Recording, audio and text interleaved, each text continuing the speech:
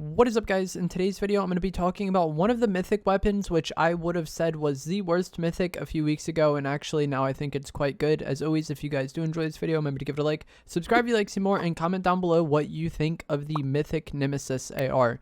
And so what we're going to be talking about is Montague's, I am definitely saying that name incorrectly, but his mythic Enforcer AR, and you can get this from Grand Glacier. It's the boss at Grand Glacier that drops this, and the game calls it an Enforcer AR, but it's actually a Nemesis AR.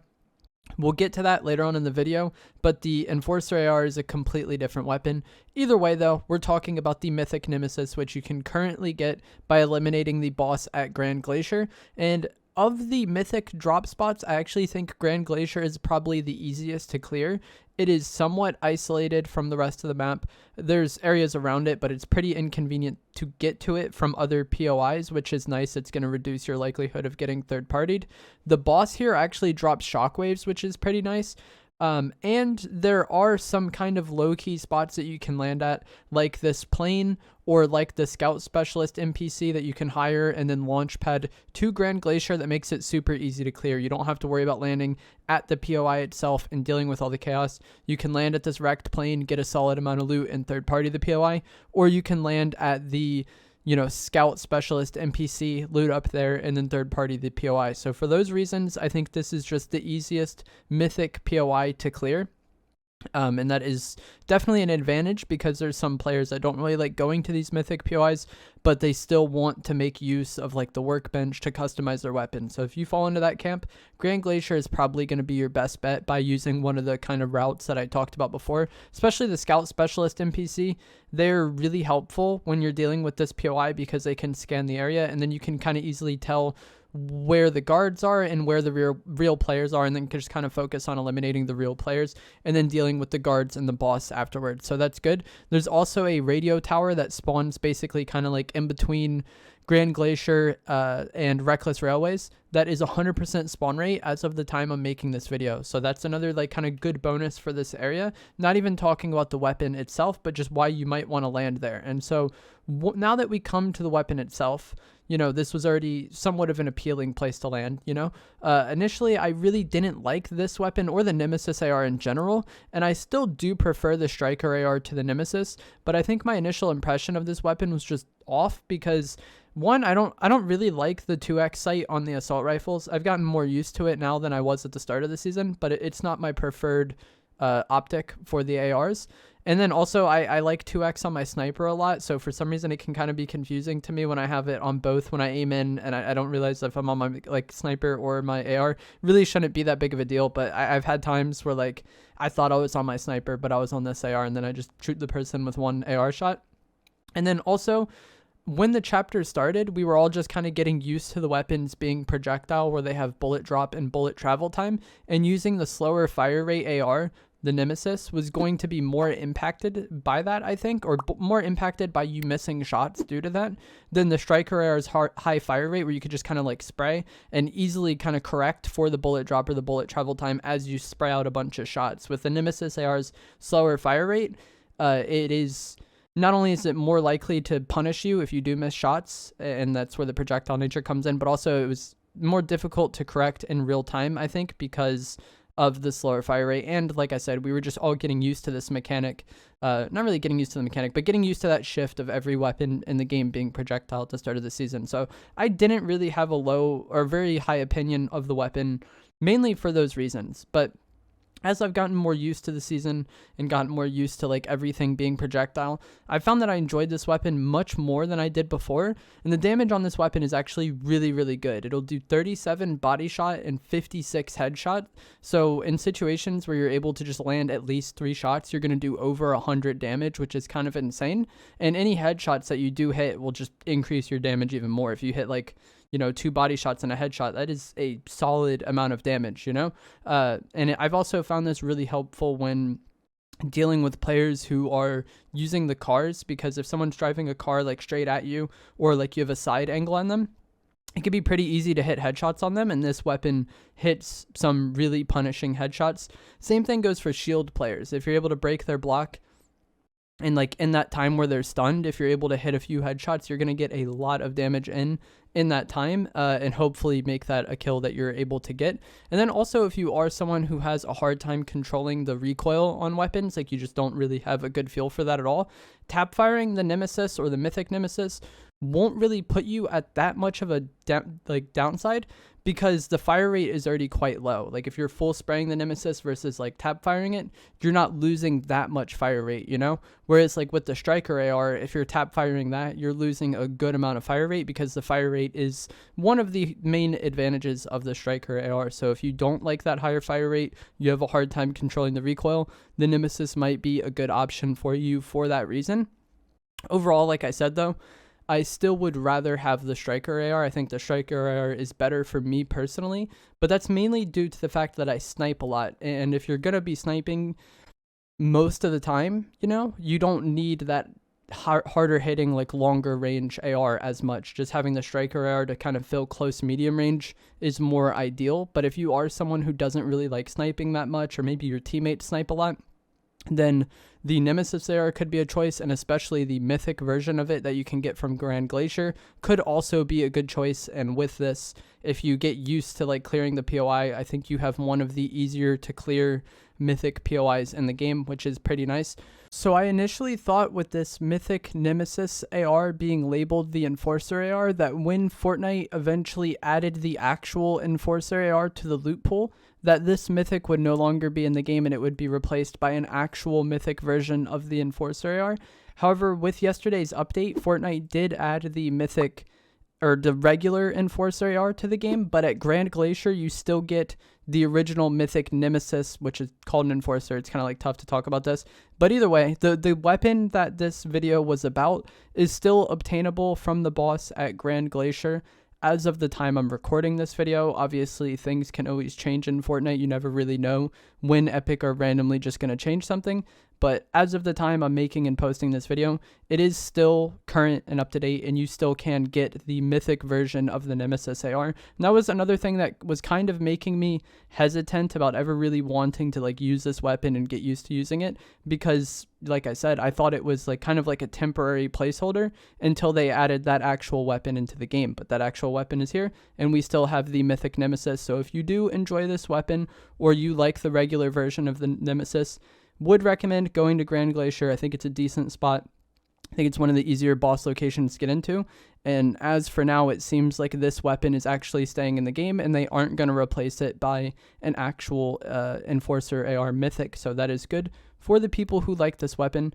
And that is going to be it for this video. As always, if you guys do enjoy this, remember to give it a like, subscribe if you would like to see more, and I will see you guys in the next one. Thanks for watching.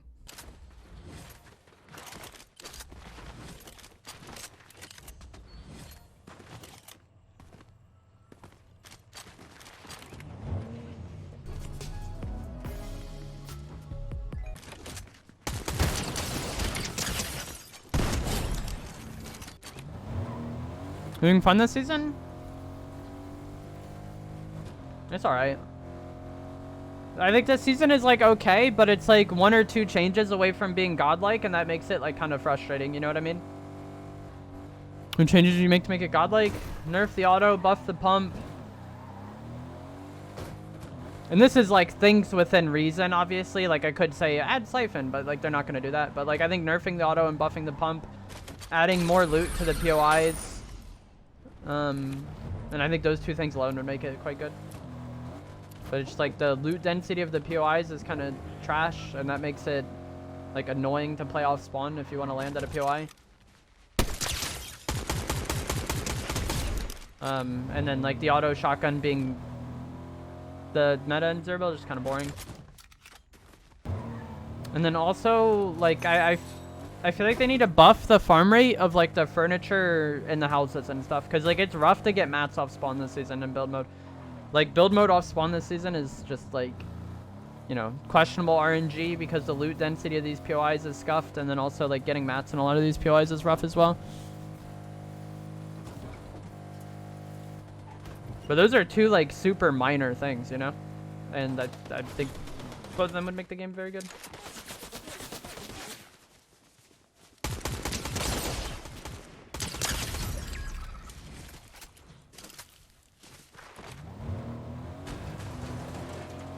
Nerf sniper. Yeah, I don't even know how to nerf the sniper though. It's the thing. Like it's. Is there just only AI left in this lobby? I feel like it's hard to balance snipers.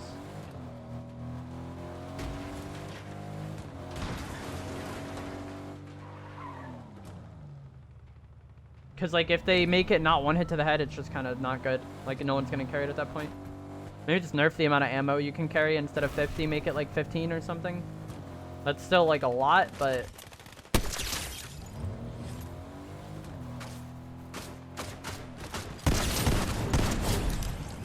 It's just literally only drones left in this lobby, I guess, GG's. But that's still, like, a lot of ammo to get something done, but you couldn't just, like, stand across the map and throw out shot after shot after shot, you know? Like this one, I have 50 ammo. Like,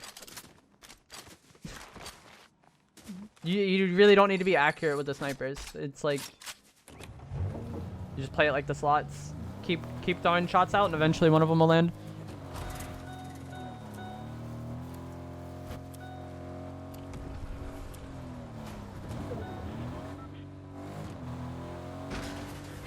Maybe add some sort of flinch. Fortnite's never really done that though. But if there's like flinch when getting shot, if you had a sniper out, that way you couldn't just like tank, you know, 100 AR damage and then one-shot the person while you're getting shot. But I don't think they should make it like not one hit to the head. If they're gonna make it not one hit to the head, it might as well just not even be in. Yeah, maybe or a mag size change. Like how the bolt was back in the day where it was only one. But I feel like that works weird with the attachment system. Because then what do you make the extended mag? Like 3? Like you make the extended mag the old normal? Or maybe you make the extended mag 2 and then like you have speed reload? I don't like... I feel it's hard to make that work with the attachments. You're really gifted to Eileen Curly. Eileen, if you're still here, make sure you say thank you and enjoy your ad fee viewing, emotes, and sub badge. AR should be hit scan? I don't think they're going to change that.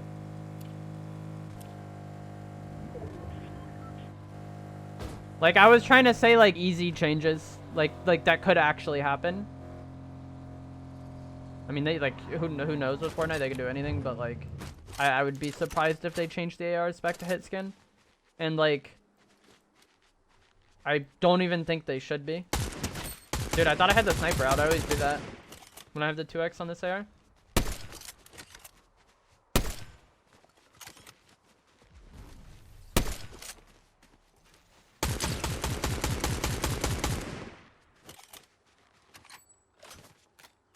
But like every first person AR that we had in Fortnite that was hit scan was just like OP. Like it was so good. So like I think making them projectile made sense. But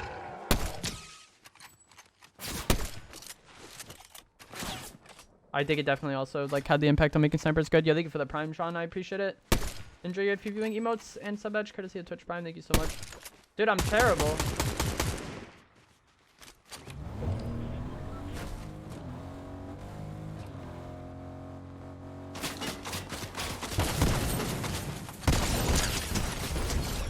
They could maybe like change the bullet velocity of the ARs. I don't know. Because like I've played a lot of games where the ARs are projectile. Like that's how it was in Battlefield. That's how it was in Warzone. And it's like you did have to lead shots and like worry about bullet travel time and drop and stuff. But it wasn't like this much. Like I feel like in a fight like that in like Warzone or Battlefield, you probably wouldn't even have to worry that much about like leading. Like it was only something that really came into play in extremely long range fights.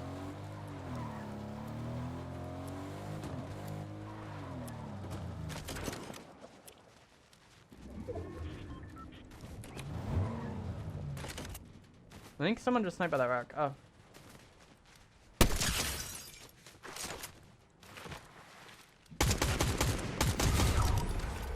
I think the other person was down there, but I could be wrong because that was the guy that was previously at that house.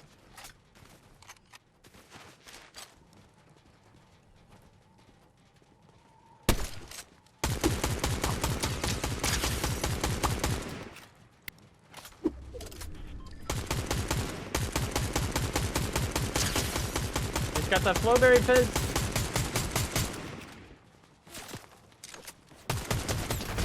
GG's.